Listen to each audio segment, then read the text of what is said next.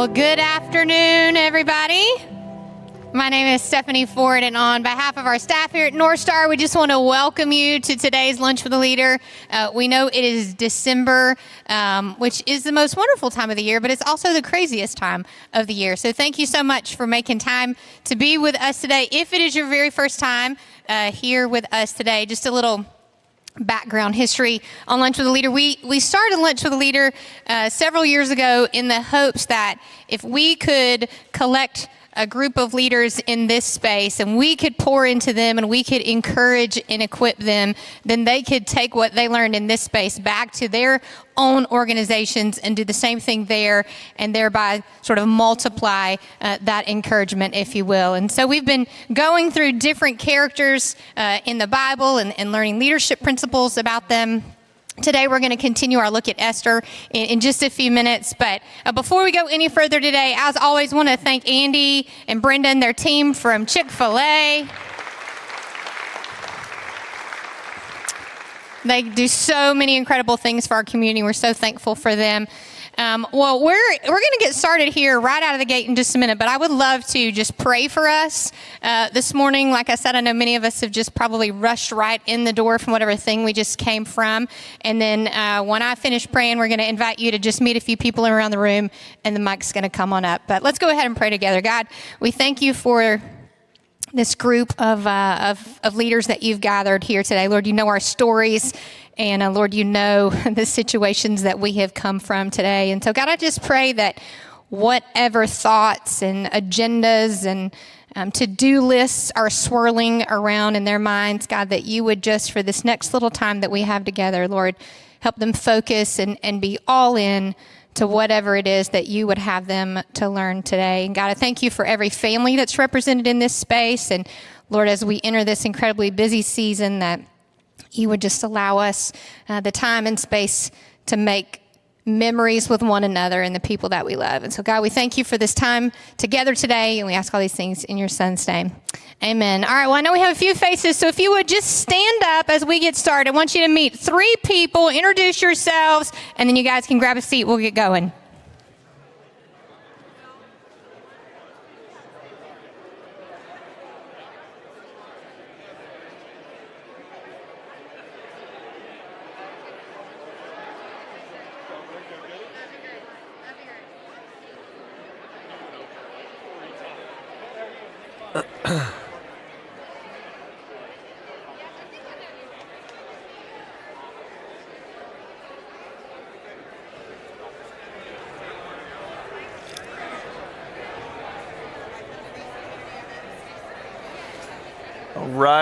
All right. So good to see everybody today. Man, it's great to look out and see you guys. I know, as Steph said, I know how busy it is. I know how much you guys have going. How many of y'all got to meet somebody new today? Raise your hand. Awesome. It's one of the best parts of this. You get to meet new people and find out there's other people out there just like you trying to do this and trying to make a difference. This is a reminder. You know, this isn't just a leadership event. This is a spiritual leadership, meaning how can we take our faith and lead with our faith out in front to drive everything we do. And so we're just so honored that you're here. Would y'all thank Ryan Hoffer, who was up here playing on the harp, doing such an awesome job, one of our great teammates. So in the middle of your table are outlines if you want to grab those. There's also a QR code they will put up if you want to scan this and do it on your phone.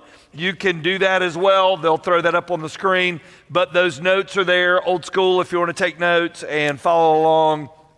We're going to pick up the service and the story of Esther. There's a QR code. If it's easier for you and you like taking notes on your phone, today might be one you want to grab. Today we're going to be talking about one of the characters in this story that has been sort of hiding behind the scenes a little bit. We've had Mordecai, we've had Esther. We found out that there is a guy in rule, right, with the king who has it out for Haman.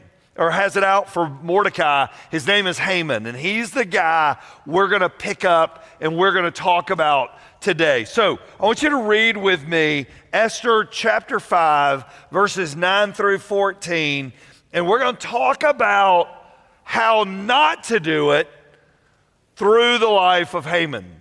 Haman was happy, man, as he left the banquet, but when he saw Mordecai sitting at the palace gate, not standing up or trembling nervously before him, Haman became furious. All of a sudden, you had this amazing character named Esther, her uncle Mordecai, who've exhibited all the right leadership things. And now Haman's in the story, and he's all the wrong ones. And I want you to keep reading in the story.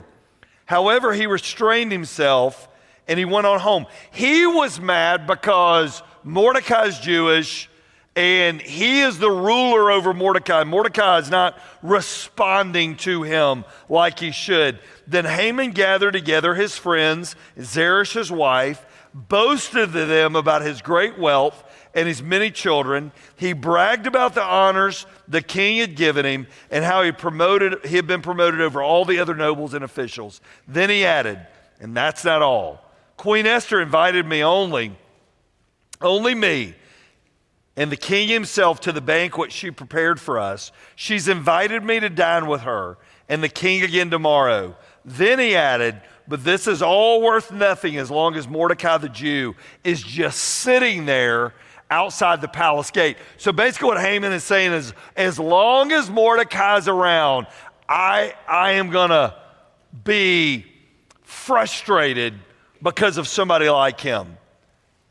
So Haman's wife Zeresh and all his friends suggested, set up a sharpened pole that stands 75 feet tall, and in the morning ask the king to impale Mordecai on it. When this is done, you can go on your merry way to the banquet with the king. This pleased Haman, and he ordered the pole set up. So basically what he's doing, Haman is setting up the death of Mordecai without even realizing the pole will be freshly adorned with him later on. And here's what we learned about Haman. It's the first little point there on your outline. It's this. Haman's the picture of this principle. Pride comes before the fall. Proverbs says, first pride, then the crash. The bigger the ego, the harder the fall. Here's the word that's used in business and in life nowadays. And I want you to write this word down. Ready? Narcissism. That's the word, narcissism. A narcissist is a prideful, ego-driven, arrogant leader who thinks that life can't happen without them in the center. So let's talk about this real quick. We've got two people in the room. Priscilla's got a microphone over here. Zach Fisher's got a microphone. Zach, if you'll take this side of the room. Why are narcissists like they are in leadership? All right, let's talk about this. Raise your hand where you are. We're going to bring the microphone so everybody can hear you and the folks watching online can hear you. Why are narcissists like they are? Yes, sir, coming your way. They've experienced success before, so they think they're the magic. All right. They've experienced success before, and they think they're the magic. Insecurity. How about this side of the room? 2-0, Priscilla. I don't want to say anything, but you're losing this. All right.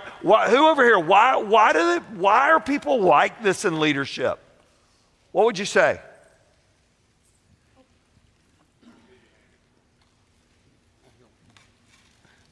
A need to feel important. A need to feel important?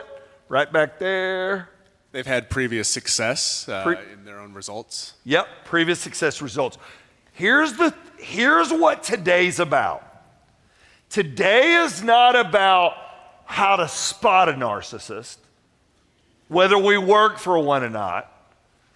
Today's about pulling out the mirror and looking into our own lives going, Am I the one and I didn't know? Am I a culprit to somebody else and I didn't know? As we go through this over the next few minutes, you're going to get an opportunity to pull out the mirror for you, because the hardest part for me is not seeing these tendencies in you. The hardest part about this for me is seeing these tendencies in me. So I want you to look with me on your outline. Let's work through this today. Jesus modeled for us what servant leadership should look like. Look at what Philippians tells us. Don't be selfish. Don't try to impress others.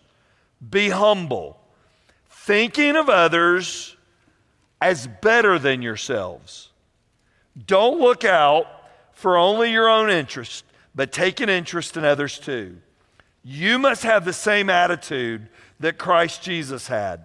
Though he was God, he did not consider equality with God as something to cling to.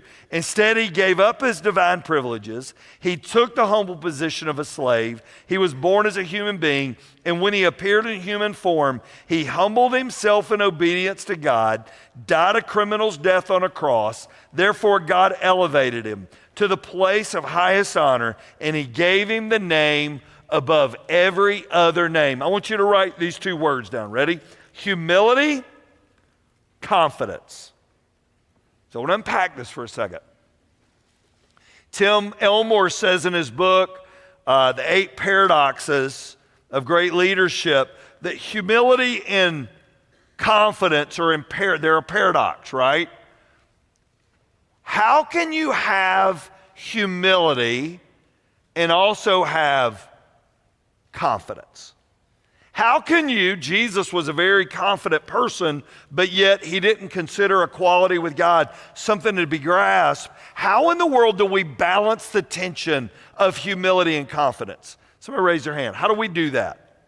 What are ways we do that? Model ourselves after Jesus. Yeah, model ourselves after Jesus. How else? Think of others greater than yourself. Yeah, think of others before ourselves. Confidence doesn't have to be in us. I mean, it can be in God and his plan. Confidence does not have to be in us. It can be in God. I want you to look with me in your outlines real quick. Here's the principle that we're going to unpack for the rest of our time together. Being a servant leader is a choice. You know, I think all of us, we work to get to a title. We work to get to a place. And I think there is a drift that comes in that hunt, in that search, in that drive. I believe it's so funny we think about narcissism. We think about sometimes narcissism is like this big presence. I think it can even be more subtle at times.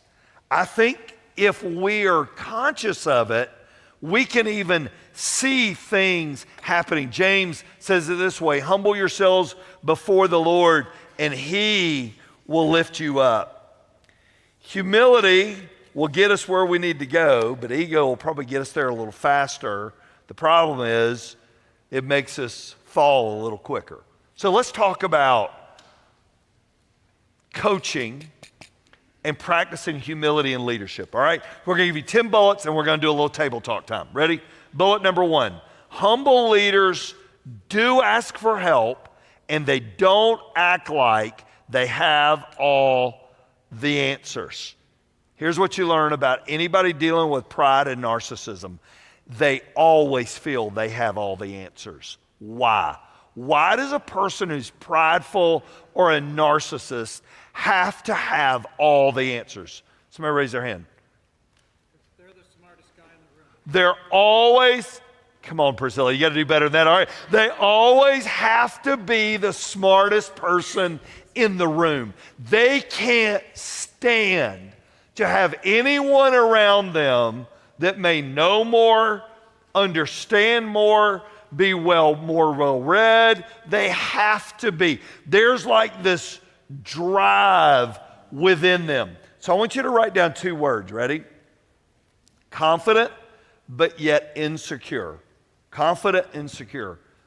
Anybody, there's a great author, writer, speaker named Chuck DeGroat, D-E-G-R-O-A-T. Chuck DeGroat's done a whole thing about, he just wrote a new book called When Narcissism Goes to Church, and how pastors, are the worst people about it, because your job just sort of lends you to that. So very, very good. Narcissists have to be the smartest people in the room. Number 2, humble leaders do admit when they make a mistake. So I want to pause on this real quick. What does it take for a person to admit a mistake? So where's Dr. George Manners? Dr. Manners. All right, come up here real quick, Priscilla. You spent years consulting. When you walked in to work with a company and the leader you were meeting with would not admit a mistake, what did it tell you about that leader? It told me I did not need his money to make me a more secure person myself. I invariably walked away from that kind of leader. How come? How come you walked away from him? Because I didn't think I could impact him. Did you ever even find that when you were at KSU as a dean and you were working with these students, that sometimes they came across that they may know more than other people in the room or even the professor at times? We've all met those kind of people. It's interesting. It's interesting that you bring up the dean, who's one of the most humble people I've ever been around. But that's good. yes, we saw students in the same way. Yep. Humble leaders do admit. What does it take for someone to admit a mistake? All right, say that again. How come? You have to have some confidence with it. There's a courageous confidence to admit I was wrong. How many of you in a leadership position have ever had to admit to somebody you worked with that you were wrong about something? Raise your hand. How many of you would say it was hard to admit that? A few of you? How many of you would say they knew you were wrong, they were just waiting on you to say it? All right, that's right. So it's sort of the way that my world operates, sort of the circle of the Mike spear. All right, they just assume that I was wrong. Humble leaders admit. This is really interesting. Chuck DeGroat, I was listening to a podcast by him. It was really good. He said, narcissistic, prideful leaders struggle with this because they can't not be right. They can't stand it. How many of y'all have ever seen this in another person? Like, they're right. They will never, ever open this door of it. And that was Haman. All right, number 3. Humble leaders don't shame their employees when they make a mistake. What does that shaming of others come from? It comes from insecurity, right? I have to make you feel worse to make myself feel what? Better. Why as a leader is it easy to go into that sometimes? Why as a leader is it easy to pile on when somebody's made a mistake? So somebody working with you has made a legitimate mistake. Why is it easy as a leader to pile on to that mistake and shame them for what they did?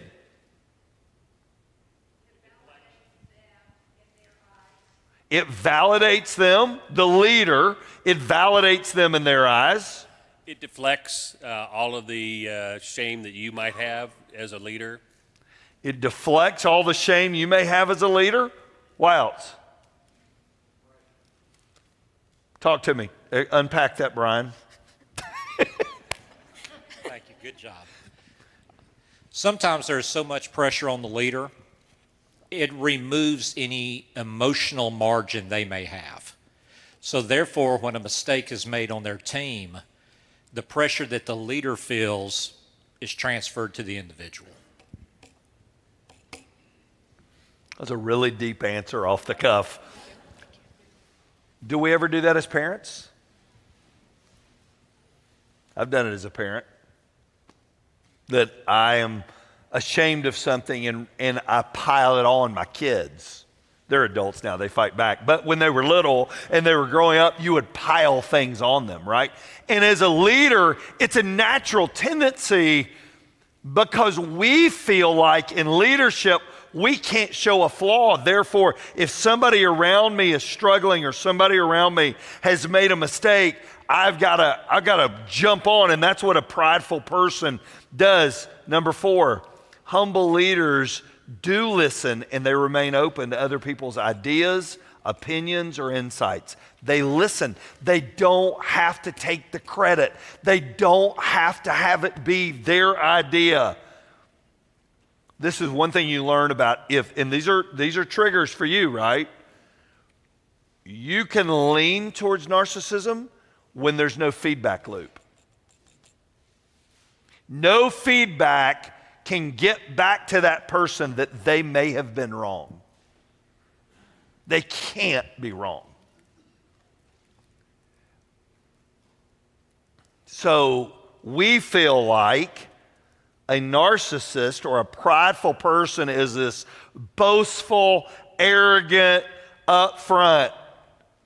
But it can even hide itself in the insecurity of a leader who wants to come across like they have it all together, but they never want negative feedback. Do y'all know anybody like this? The person up here talking. All right, this is me. All right, and so basically I'm doing a counseling session with all of you. And so I don't like negative feedback either because I feel like it reflects on me, but I don't present it as don't tell me negative stuff. It's like, ooh, I can't handle it. But here's the problem. If we don't have a feedback loop, what happens to our organization? It stagnates. Why does it stagnate? So if you, let's ask it this way. If you are somebody who works for somebody who can't take negativity, they don't want any feedback on anything, they won't own any feedback, what does it do for you when you're working with them?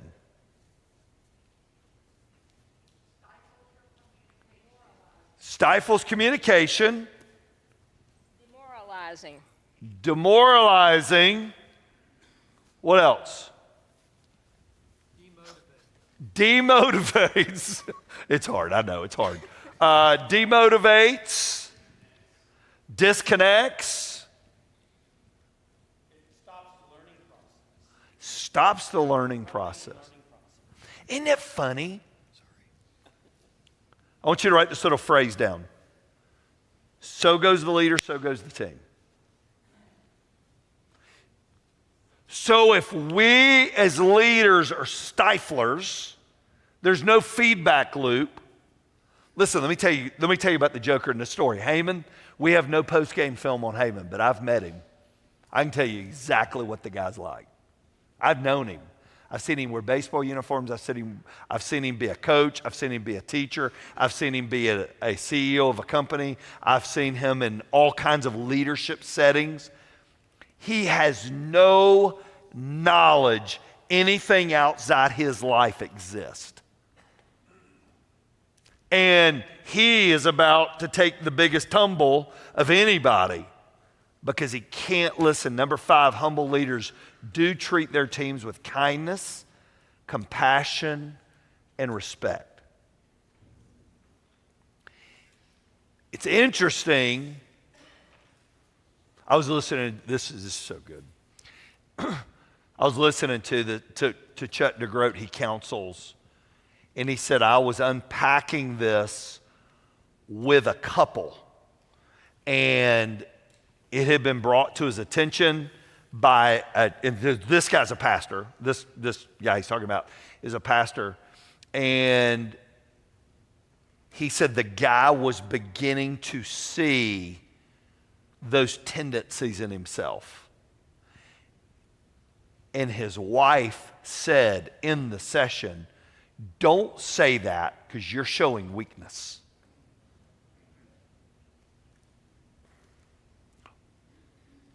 In a narcissist's mind,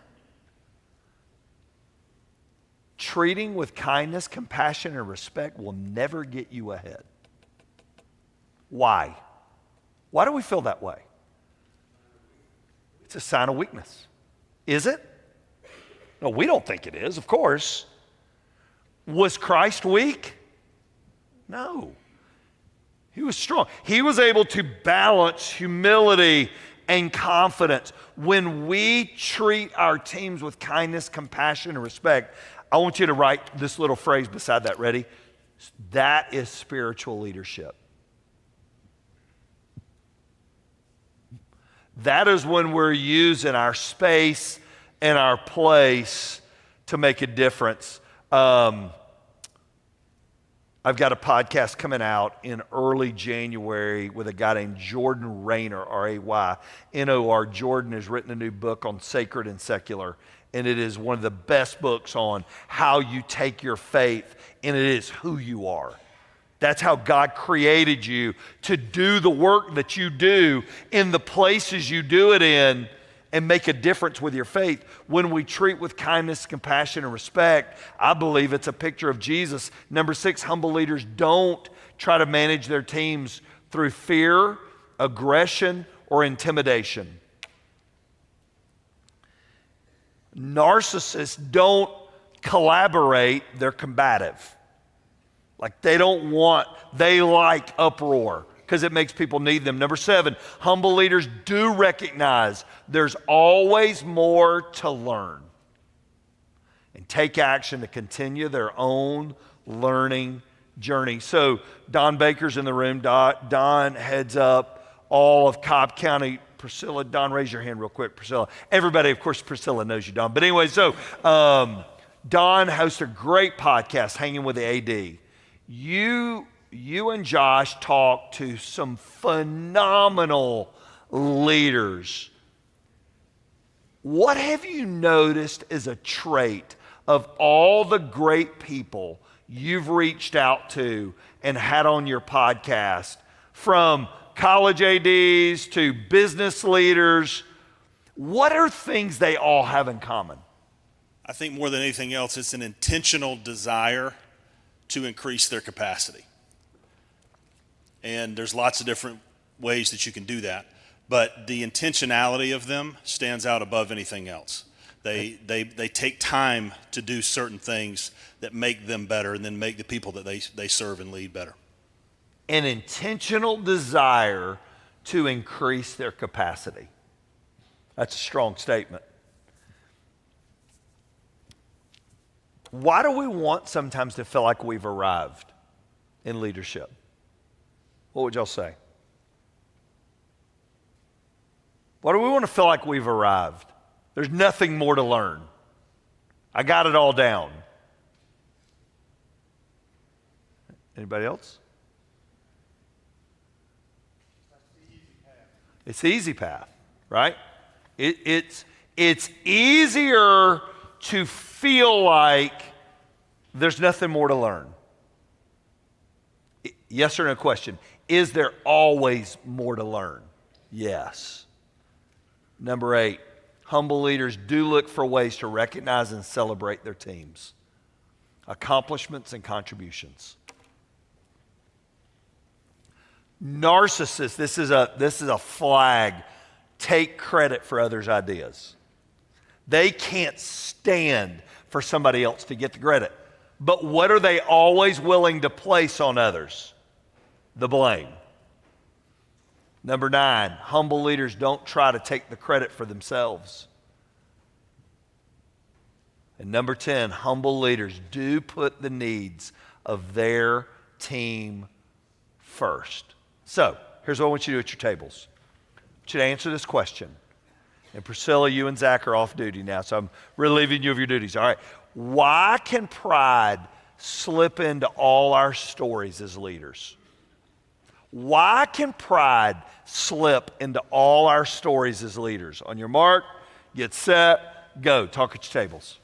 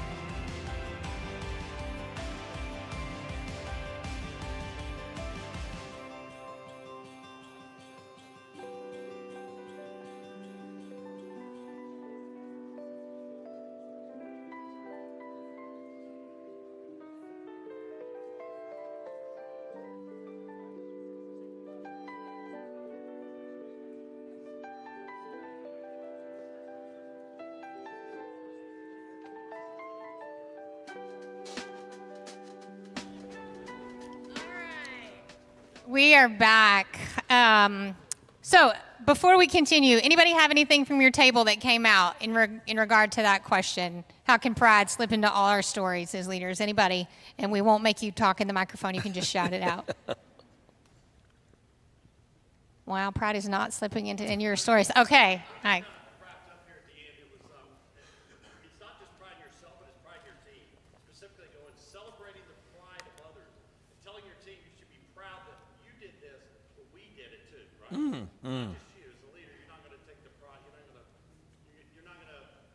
You're going to be proud that your team has pride in what they've done.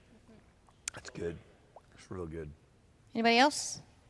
Yeah, a leader starts out with a vision and believes in their vision very strongly. And when that starts, people start taking pot shots at it, and they start maybe all your vision that you have, where your vision isn't coming out exactly the way you thought it was going to.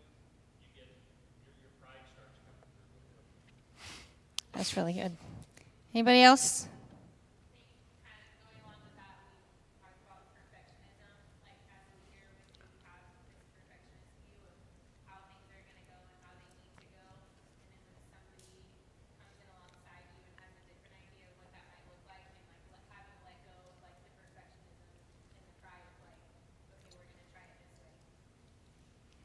Yeah, and I think too, just going off a little bit of what Courtney said, and the same over here, is when we do have that vision and then it gets distorted, and maybe our personality as a leader is not to be that person full of charisma or that out front leader, and someone else their voice begins to be the loud one, I think that's where some of the insecurity that we talked about before can come into play a little bit. Usually this is the part of the segment where Mike brings somebody up and asks them questions. But today I'm going to ask Mike some questions. So we're just going to kind of go from the top. And you and I talked a little bit about this earlier, but in that list of do's and don'ts of leaders, as you look at that one, what's the first one that for Mike Linch, you're like, yep, if I was making a list, this is what is at the top. I know it without a doubt. And this is how I have to work at guarding against it or leaning into it. Yeah, I would say number one, I've never struggled with narcissism. So that's good. I mean, right at the top, we've got I've got that down. So I think the hardest part for me is recognizing it's not going to come out as somebody else's personality. It's going to flow through my wiring, which is going to be a need to be needed.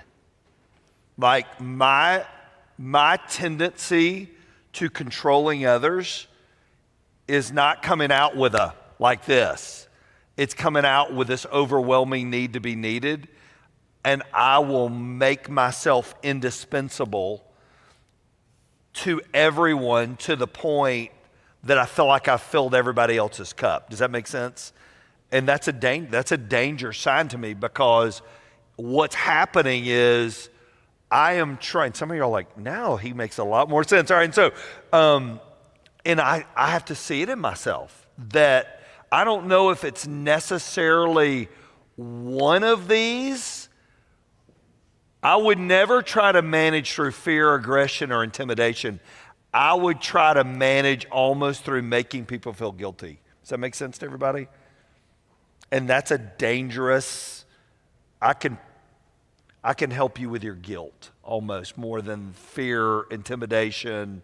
I love celebrating teams and all that. That's more of me, I think would be mine.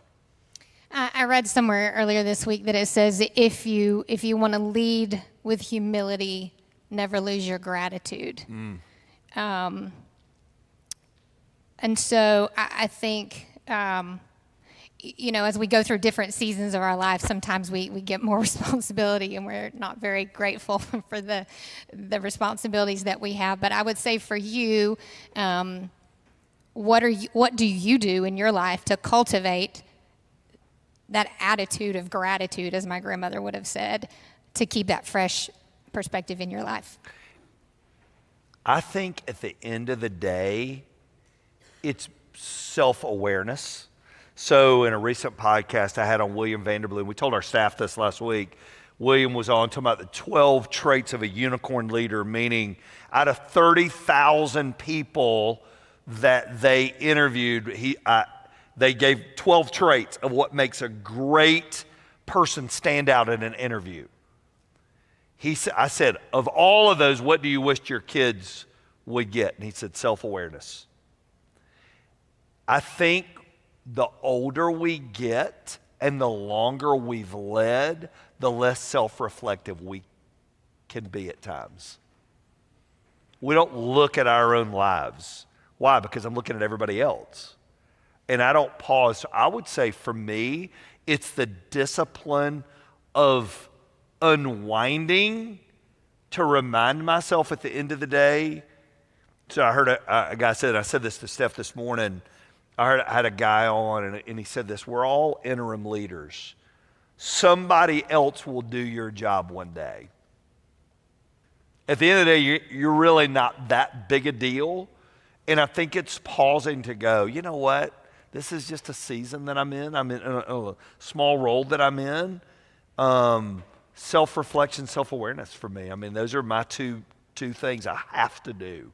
So we almost talked about this morning, and then Mike got pulled in another direction. But I had just listened to this Simon Sinek podcast not that long ago. And for those of you that you know who he is, he does a lot of TED Talks and leadership talks. And he was telling the story of it was actually somebody from the Department of Defense, and I think they actually called him an undersecretary. So I guess that means you're literally under the secretary doing that work for them. And so he had come to speak at a conference, and he was talking in the conference, and he came to the podium with a little styrofoam cup of coffee, and he began his speech to the people, and he took a little sip of coffee out of his styrofoam cup, and then he paused for a second, and he took another sip, and he looked at his styrofoam coffee cup for a minute, and he kind of went off script, and he said, I was here this time last year as the undersecretary giving a speech in this very same room, and I remember I arrived to town, and I remember someone met me at the airport, and I remember someone took my baggage, and they took me in a cab to my hotel, and they met me at my hotel, and they had already checked me in, and they took me up to my room, and they met me later, and they brought me back to this venue, and they led me backstage, and they presented me with this piping hot cup of coffee in this ceramic cup, and it was wonderful, and I came and gave this speech.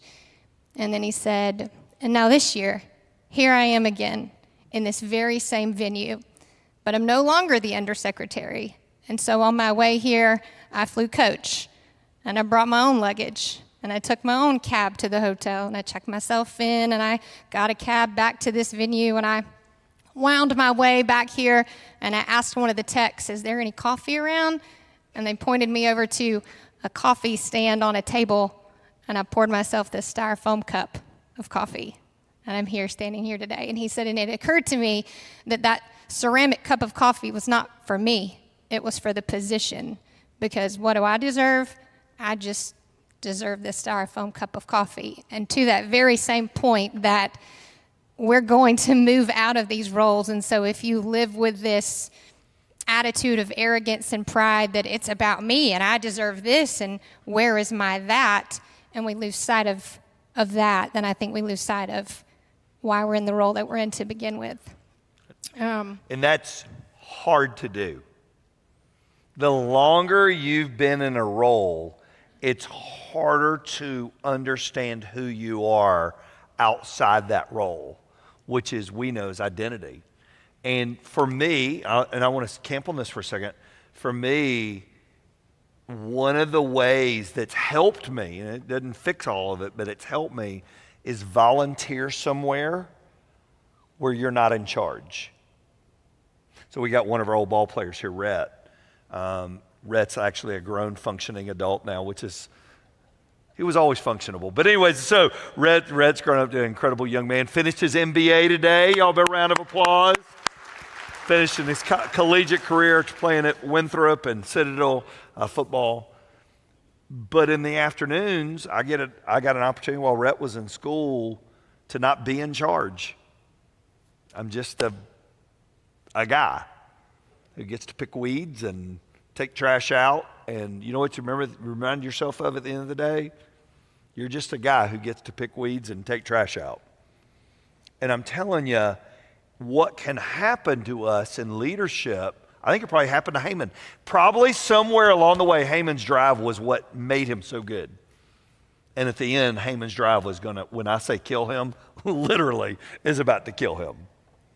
And it is a dangerous thing, the toxic drink of pride, because you can begin to believe what you think everybody thinks.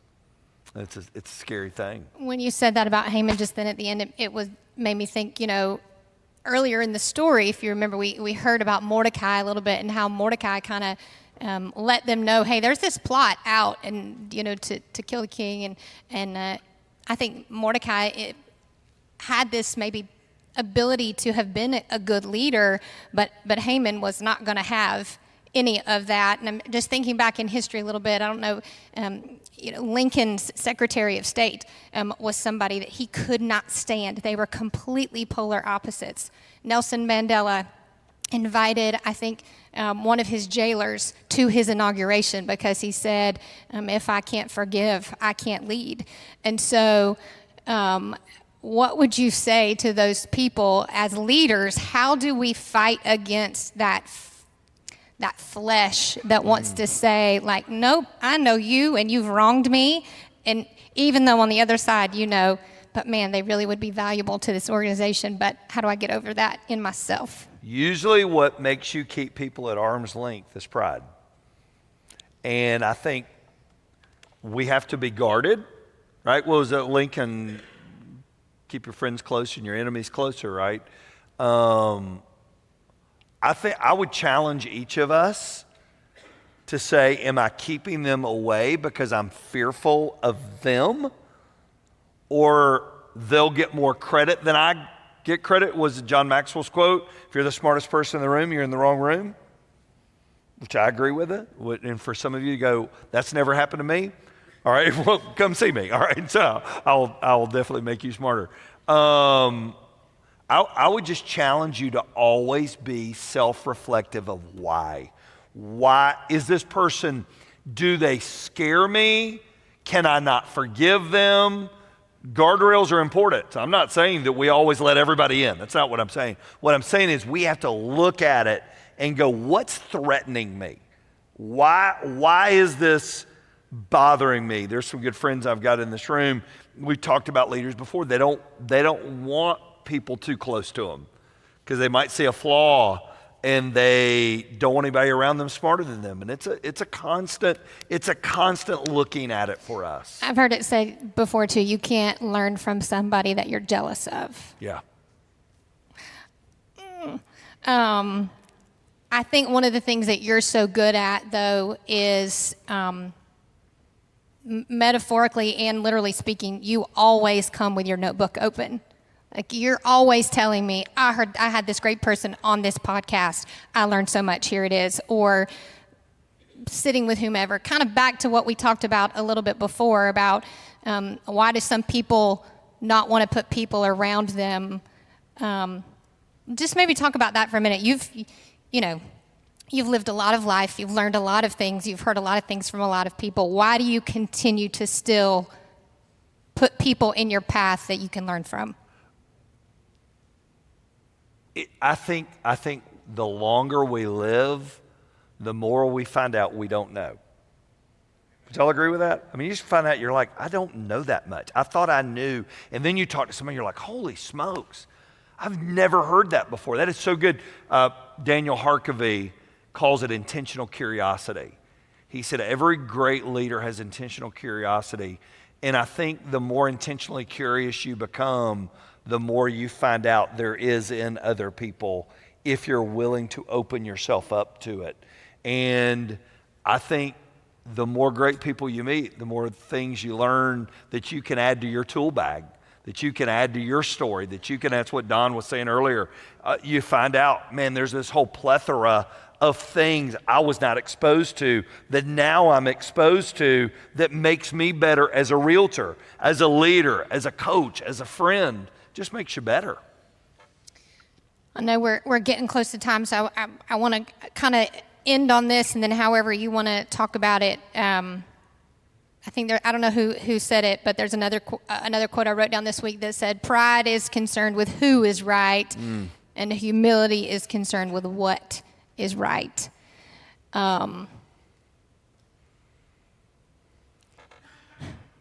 When emotions are high, wisdom is low. We know that, right? And so as we're walking into these scenarios, be it in our families, in our businesses, in our schools, all those kinds of things, what is that gauge for? Is this pride or is this humility? And what are some of those warning lights that you've seen in either your life? We talked a little bit about this morning. Like you said, I know I'm feeling this way when I feel like this. And what would you say to anybody out here who's beginning to see that in their lives and what steps they need to take? If you aren't beginning to see it in your life, you may be well on the way. That means your check engine lights aren't on. Everybody's got this in them. Everybody. It's there. You may hide it. It doesn't mean you have a narcissistic disorder, as he would say, but there are those tendencies. I heard a guy say this, and this is my barometer, right? If you don't have people around you that can be honest with you, you're in a dangerous spot. Because you don't want feedback, and that feedback could be your ultimate fail. And so I have a friend, he says, if you don't have people that can bust you in the chops and they don't think you're that big a deal, you're in a dangerous spot. And for me, those warning lights are, I don't want to learn. I'm bored with learning. I feel like I've got too much on my plate to learn. Number 2, I'm not listening to anything anybody says to me because I got my agenda, my stuff, my things that have to get done. And number 3, I don't pray anymore. And I'm going to tell you, you disconnect with the Lord, you connect with self. That's what Philippians 2 is all about. Remember it said, he considered equality with God not something that could be attained. So he gave himself up. Genesis, Adam and Eve wanted equality with God, and they tried to attain it. And that's where all this started. It's crazy how it all works. So I would say all of us just have to watch those engine lights. And your engine lights are going to look different than mine. But I can't walk with Jesus and be prideful. I don't think those two can coexist. I think if you walk with Christ, there's a humility that comes with it because you're putting yourself second and putting him first. That's what I think. You want me to pray now? You telling me to pray? It's 12:58. 12:58. Let's pray, everybody. Here we go. Father, we love you. Thanks for meeting with us today. And Father, my prayer over each leader in this room is in the spaces and places that you've put us, that we look like you. That's what spiritual leadership is. We give them who you are. And so God bless those in this room, and we thank you for it. In Jesus' name, amen. All right, on your tables today, we got some giveaways. These are free. We've got some Lead Like Jesus. If you've never read Lead Like Jesus by Ken Blanchard, phenomenal book. There's a couple on every table. Hopefully, if you want one, there's also some Linch with a Leader little hardback notebooks. If you like little journals, you're welcome to grab that. If you go, yeah, I don't think, if you want to give that as a Christmas white elephant gift to somebody, I know they'd really appreciate it. So those are on your tables. Also, some Christmas Eve service times here. Here are the dates for Lunch with a Leader this spring. They're going to pop up January on through May will be each month. If you want to take a screenshot of that so you don't miss, they're towards the end of every month. And then also the QR code for, there's Lunch with a Leader. There we go. You can always go to northstarchurch.org/lunch. I believe they're all in there as well. And then if you want the Leader's Toolbox, and that basically is everything we talked about today in a little quick snapshot. You can do that, and we don't want to inundate everybody's inboxes, but if you want that, you can QR code that, and that delivery will come to your inbox next week or the following week. So we'll try to send it Christmas Day just to inundate your inbox so you got something to look at. Thank y'all for coming today. It means the world to have you here. Chick-fil-A, y'all are amazing. Thanks for doing this for us. Y'all are dismissed. Have a great day, everybody.